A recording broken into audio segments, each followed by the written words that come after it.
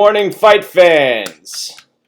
We are back here at UFC Stockholm. Headed to Sweden, folks.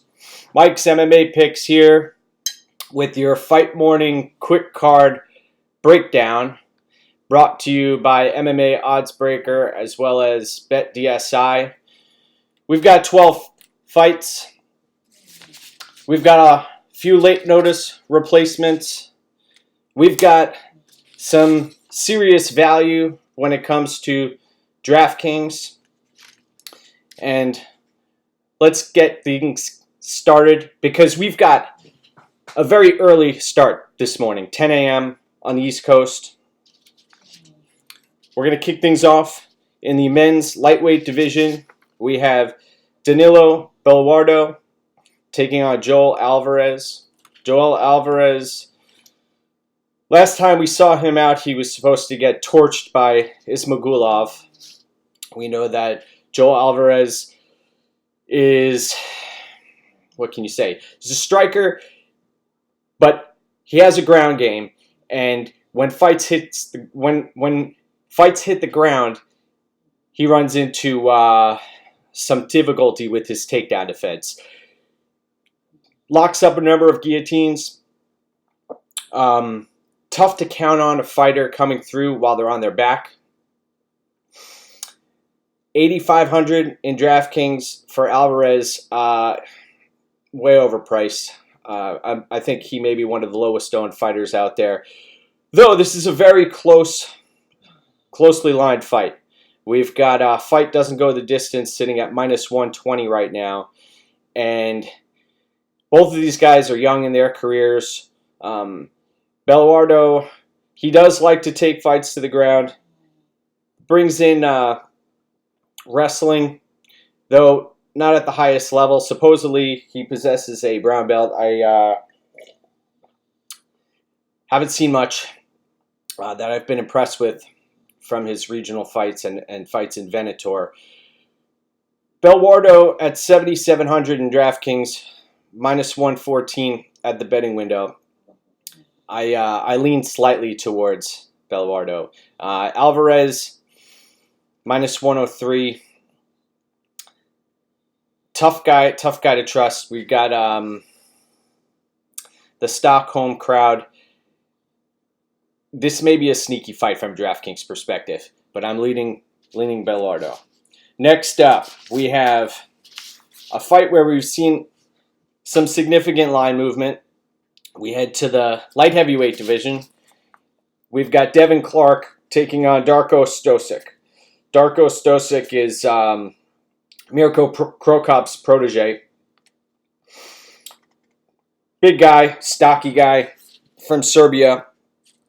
Looks robotic in nature. 13-1 record. He's a tough out. 8,700 in DraftKings. This fight is not expected to go to a decision at minus 165. Devon Clark, great athlete, solid wrestler, has success early in a lot of his fights. Though when he gets clipped, he is in big trouble. If he gets put on Queer Street, he looks like he's hurting real bad, especially after the Rakic loss, and there were a few other knockouts losses that I saw that were disturbing. Just him trying to regain his wits. So this is a very dangerous fight to play. Both of these guys have very similar reach, although I expect Devon Clark to try to implement his wrestling early. Stojic is surprisingly still sitting at a plus 102. By the odds makers. What do you want to favor? American wrestling or the Serbian here, who brings big power to the table. And I saw some nice defensive wrestling in the Kimball fight. I don't know if you want to call it nice defensive wrestling. He just turned the tables on Kimball and got him out of there real quick. Heavy-handed. So this fight could end in any second. I'm leaning Stojic. in this bout, but I understand the athleticism goes to Devon Clark, and that he does have the stamina. So next up, we have Duda Santana, or Eduardo Santana, taking on Bia Malecki. Malecki is a very tall fighter, 5'11". The odds here, we've got -120 for Malecki, and on the other side of the board, +102 for Santana. Santana is a very big girl. This fight takes place at 145 pounds. 8,600 for Santana.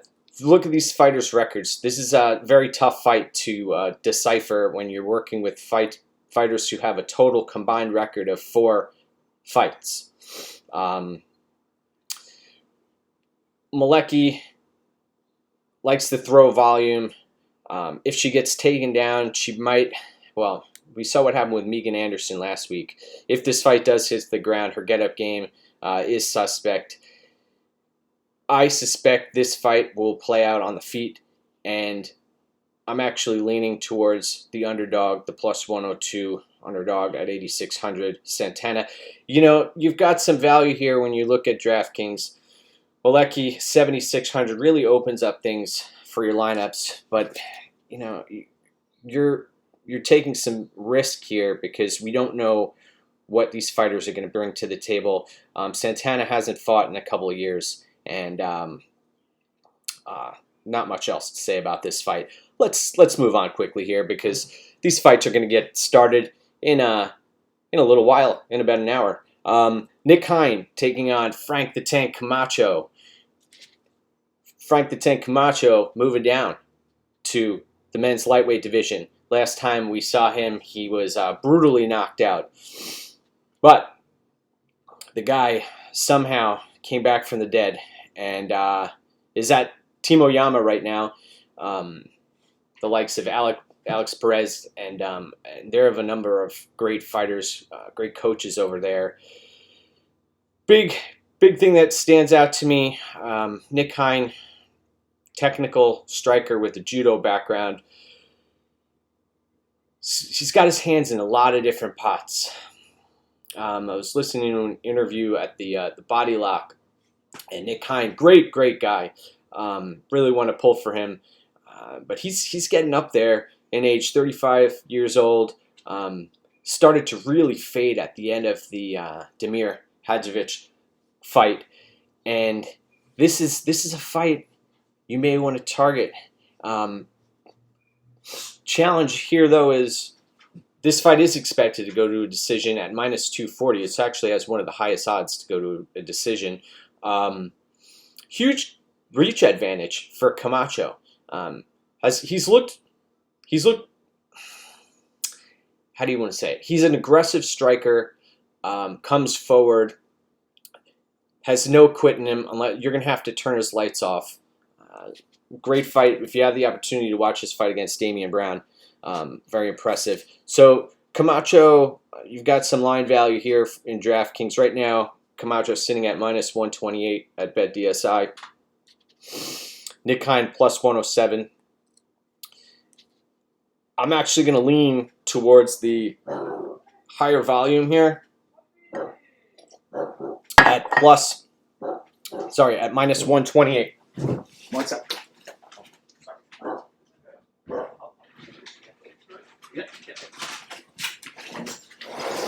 All right. We're back. So the pick here is going to be Frank Camacho. Next up, we've got Stevie Ray taking on Leonardo Santos. Stevie Ray sitting at -150. Sorry. Retract that statement. Stevie Ray is at +147 at this juncture. Taking on Leo Santos, who we haven't seen in a number of years. Fighting Leo Santos with a 16-3-1 record, who has beaten the likes of Kevin Lee. We know he possesses power. One thing, I was watching this the weigh-ins yesterday. Leo Santos did not look good. He's also way up there in age right now, 39 years old. Leo Santos, 9,200 in DraftKings. could get a submission victory. Elite black belt, -169 at the betting table, at the betting window for Leo Santos. So this fight is expected to go to a decision at -150. Stevie Ray, 7,000. So you've got Anthony Smith at 6,900. And Stevie Ray, if he doesn't get submitted, he can throw volume. He's a tough out. One fight that sticks out to me is his bout against Joe Lozon. He was, man, depending on who the ref was, they could have stopped that fight a few different times. But he hung in there and ended up winning the decision against Joe Lozon. So I'm actually, this is a dangerous fight in DraftKings because Leo could get Ray out of there quickly, and that may actually take place. But if you're punting, Ray is a solid option. Hang on, folks. Just moving my canine beast here. What's that?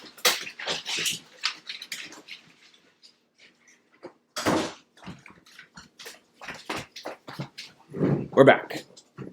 All right.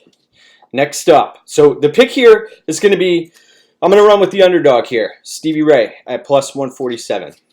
Next up, we've got Tanya Avenger taking on Lena Landsberg. Women's 135-pound division. Tanya Avenger, 19-8. Staple in Invicta. Landsberg, 8-4 record. Somehow she earned the nickname Elbow Queen at one point in her career.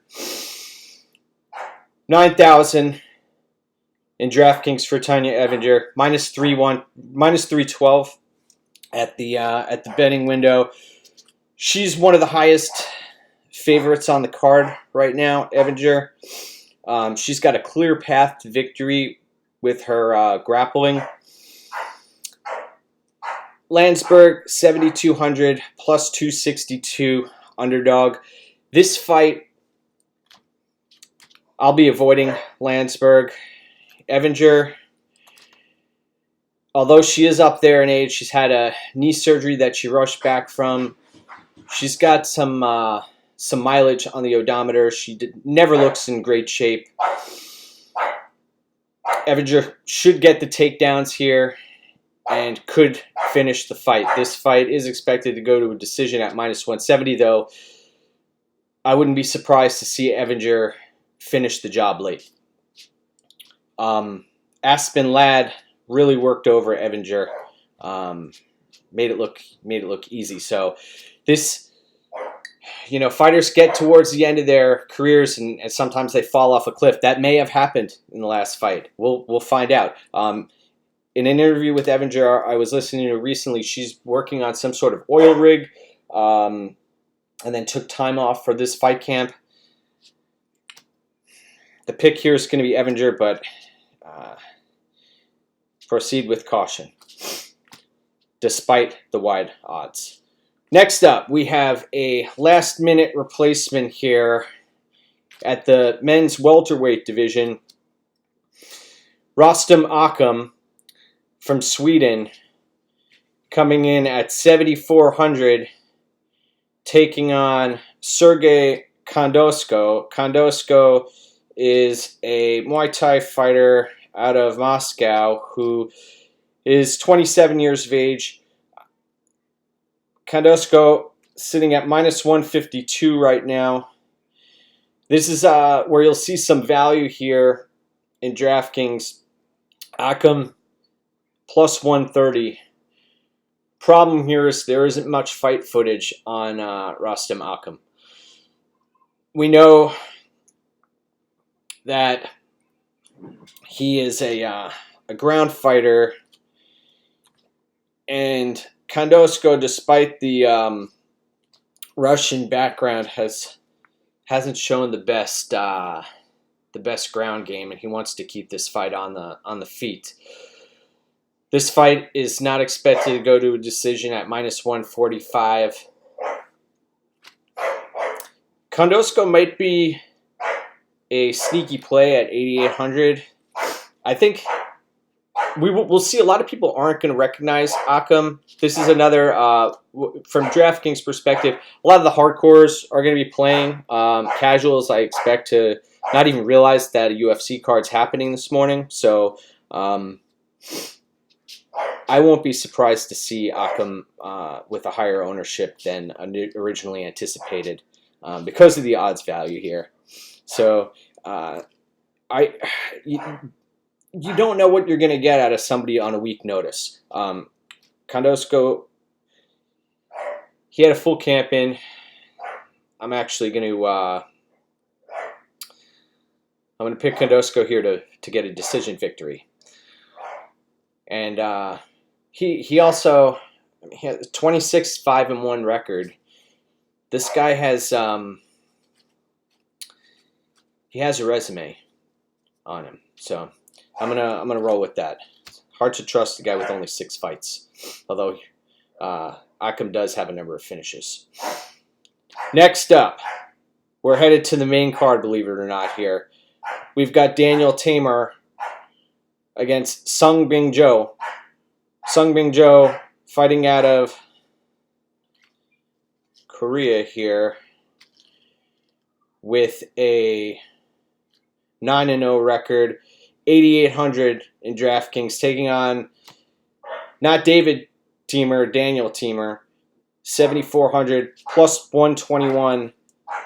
The odds have shifted significantly in Timur's favor. A little shocked by that, to be honest. I understand that Timur is going to be the faster, quicker fighter right out the gate. Will probably be closing distance, looking to strike. Timur does have a legitimate kickboxing background. But this Sung Bing Jo kid, only 26 years old, he looks like the real deal to me. I'm seeing a guy who's filled out his body, an aggressive striker who has a gas tank and a chin on him. I want to see this fight. I'm looking forward to this one. This is a fight I have circled on the radar here. Minus 141 currently, Sung Bing Jo. I think Timur on a roll with Sung Bing Jo here. Next up, 32 years old. These guys have very similar reach. Giagos, we saw him last time out. Gilbert Burns, Charles Oliveira, etc. Took a decision loss to Chris Wade. Giagos has 7. Bodybuilder turned mixed martial artist. He didn't find mixed martial arts until his early 20s.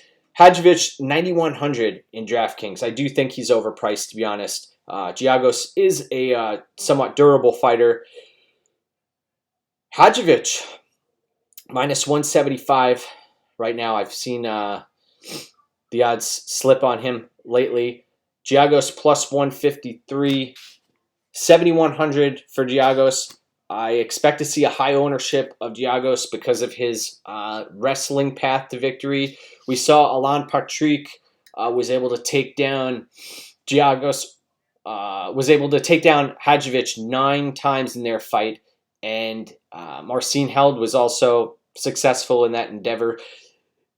You know, that level of competition, those are legitimate grapplers. I was looking at Christos Giagos into his wrestling background. This guy wrestled at a high school level, and I'm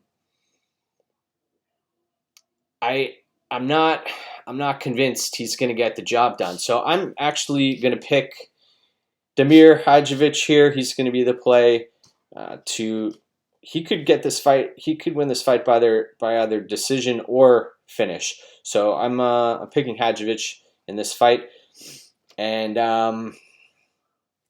Giagos. I think he may have some success early, but Hadjovic, his power carries through the fight, and his stamina has held up, and I think that's going to be a difference maker here. He also cracks.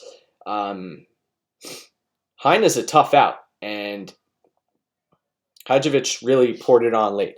So I know Hyun doesn't bring that grappling aspect to the table. Giagos does, but I think we're going to see Hadjovic, who is a purple belt, and also trains with Mads Burnell. I think that'll be a difference maker here. But I do think that from a DraftKings perspective, Hadjovic is overpriced.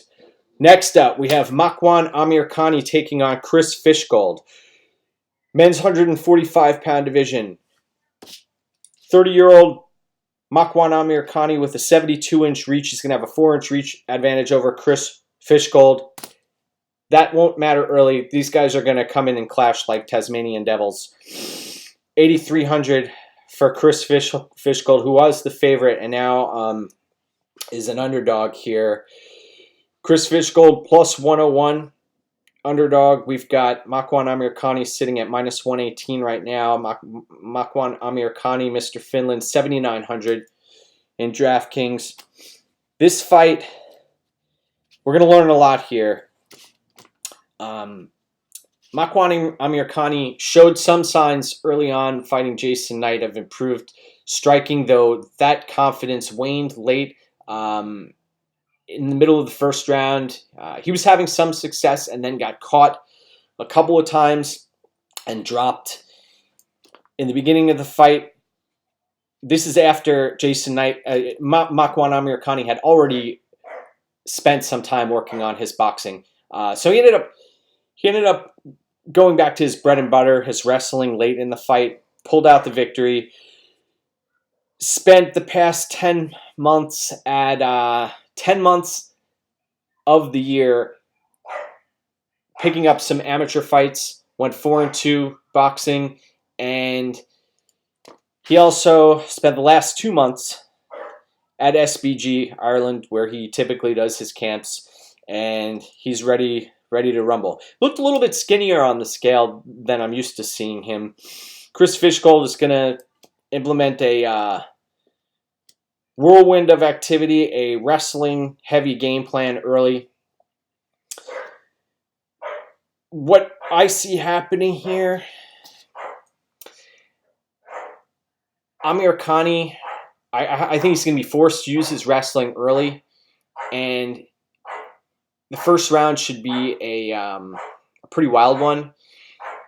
As we head into the second and third rounds, especially at the beginning of the rounds when the fight starts on the feet, I think we are going to see Makwan start to use his stand-up, his newfound skills here.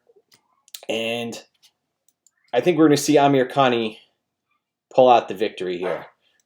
Chris Fishgold is a dangerous fighter, does throw heavy, apparently is a black belt.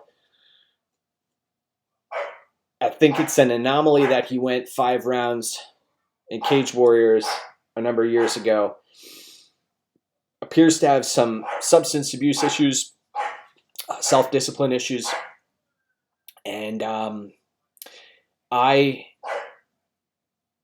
know Amirkhani only makes an appearance once a year, but he usually makes it count. And I was really impressed with his fight against Arnold Allen. I actually thought late in the third round, there was a premature stand-up that cost Amirkhani the fight. And by the way, I'm looking forward to that Gil Melendez-Arnold Allen fight. I think I'm interested to see what kind of number we get on Arnold Allen. But I'm going to take Makwan Amirkhani. It's a risky play. The fight is not expected to go to a decision at minus 120. But Amirkhani is going to be my pick. Next up, we have light heavyweights. Jimmy Manoa taking on Alexander Rakic.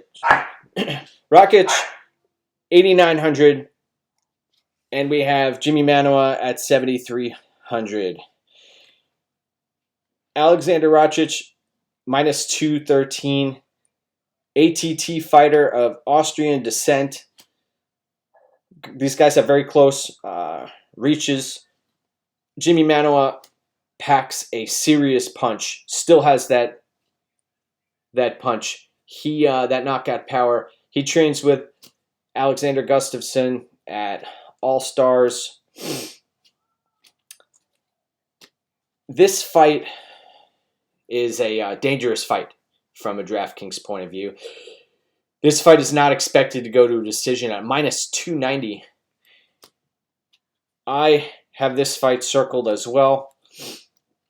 I think we may see a coming out party for Alexander Rakic here. 11-1. Look at Manoa. Manoa has been finished in a number of recent fights. I thought it was a smart game plan to come out and meet fire with fire against Leo Santos. But, you know, what are you going to do? The chips didn't go his way. Rakic, we've seen him dropped in the past. I think he's got to be much more careful defensively. I wouldn't be surprised to see him shoot for a takedown and try to chew up Manoa's legs early. So in tournaments, I think Rakic is an interesting play. I think we're going to see. I'm looking forward to seeing what type of ownership we're going to see as far as Avenger versus Rakic. Now, let's head to the main event of the evening, folks. We have Alexander Gustafsson taking on Anthony Smith. Both light heavyweights here. Gustafsson, 32 years of age, which is surprising considering he's had a number of injuries and there's been some talk of his motivation, etc. Taking on a 30-year-old Anthony Smith who has 45 professional fights under his belt. Anthony Smith, 6,900 in DraftKings, bottom of the barrel. Anthony Smith is at a 3-inch reach disadvantage. Anthony Smith sitting at plus 256 at the betting window. We've got Alexander Gustafsson, 9,300, highest priced fighter in DraftKings. He's going to have 5 rounds to work with, minus 312 favorite. Both of these guys have lost to the champ, Jon Jones. Gustafsson, we saw he lost 2 times. I tweeted something out last night. I realized fighters changed throughout the course of their careers, one of them being which Anthony Smith. He actually fought Josh Neer back in 2013 at 176 pounds and was dominated and finished. That was the same year, 2013, that Alexander Gustafsson was engaged in a highly competitive 5-round war against Jon Jones. So I question how much a fighter can improve their abilities in that amount of time. The other really important aspect of that point is that there are that Anthony Smith had 27 fights. This was his 28th professional fight. That fight against Josh Neer. So putting on another 30 pounds can change a person, but when it comes down to his abilities, I think when you look at the way he fights, Anthony Smith, very aggressive striker, takes advantage of momentary lapses of his opponents, throws sharp elbows, is not afraid to walk into the fire. I think that's a big strength of his also. He does not care if he loses. He's just there to put on a good fight. That makes him a very dangerous opponent. Alexander Gustafsson has this fight won in spades by his abilities and also his in-fight IQ. The problem is his motivation and also his susceptibility to potentially being caught. These guys are 205 pounds. These guys do throw heavy. So there are no certainties in mixed martial arts, though I think this is Alexander's fight to win based on his footwork, his volume. He's fighting at home. There are a bunch of different narratives here. He's got a baby. You could say, well, what happened with the Jon Jones fight? You know, he got finished hey, Jon Jones is one of the best fighters in the world. And when you look at Anthony Smith's resume, the Ozdemir fight was impressive to some extent, but Ozdemir was completely gassed out. He had his nose fractured. He was returning from a broken nose, and Anthony Smith capitalized on that. The Shogun Rua fight, he was fighting a legend who was, should be retired. Rashad Evans had a foot out the door. Look at all of Anthony Smith's other fights, and I do believe to some extent he's a product of the opportunities that were presented in front of him, and he capitalized on them. But the pick here is going to be Alexander Gustafsson. I was surprised to see at one point the line drop into the minus 280s. Right now it's sitting at minus 312. I think we're going to see Alexander Gustafsson either win this fight by peppering Anthony Smith at range and just it being a volume-based decision, or he could drop Anthony Smith. I know Anthony Smith's a tough out, but we've seen him wilt under pressure before. And the Jon Jones fight, Anthony Smith gets a lot of credit for going 5 rounds with him, but Jon Jones fights to the level of his opponents sometimes. We saw that in the OSP fight, and he had many opportunities to finish that fight. Anthony Smith, Jon Jones could have finished that fight on the ground many, many times and opted not to. So I'm going to pick Alexander Gustafsson here to take home the main event. I want to wish everybody best of luck in their contests. I want to thank BetDSI and MMA Oddsbreaker. And you can follow me at MikesMMAPicks on Twitter, as well as Caprotech and BetMMA.tips. Enjoy the Stockholm card today, friends, and let's take home those victories.